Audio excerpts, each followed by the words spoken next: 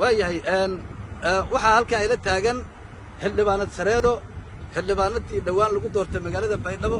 gabadhaana waxay ahayd gabadhii la tartamaysay waxaa maalmahan ku jiray suuqa dacaayad markaasi la oranayay xildhibaanad Sareedo waxa ay keensatay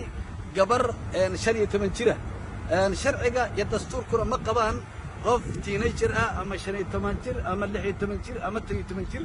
inay maaragtay tartanka ka qayb gasho marka hadda ayaan meel luuqa ku helay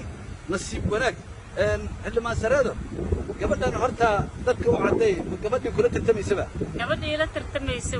waa gabar 27 jir ah 1994 dhalatay Soomaaliya waxaa la keenay qofka markii wax laga sheegay in been laga sheego oo la maago oo inta war mataqaanaa la fogeeyo cunug yar magaciisa dadka lagu rakabo war Soomaaliya wadan fiican waa 60 sano jiraay dadka xulay warkooda yaan la tixgelinina dadka fiicanna la tixgelin waayahay gabadha rabnaa in wajigeeda si fiican loogu qabto gabadhani magacaaga maxaa la yiraahdaa Fardowso Ibrahim Cabdi Fardowso haddii ay tahay 15 jir iyo haddii ay 27 jir tahay wajigeeda ayaa laga dheehanayaa marka adinkoo si fiican ugu jeeda ayaan waxaan leeyahay adigu markii weliga meel lagu tartamayo iyo meel siyaasadeed ma tagtay weliga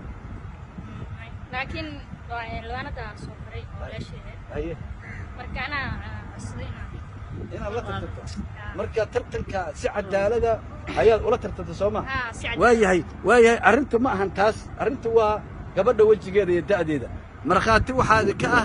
oo cadaaladii xaqiina way haddii gabadhani 15 jir tahay haddii 27 jir tahay cadaaladu dadka ayaa iskale insha Allah ta'ala marka ilaahayna laga cabsado Soomaa haye marka xaq soor ila adinka ah insha Allah ta'ala waayahay aad baan u mahadsantihiin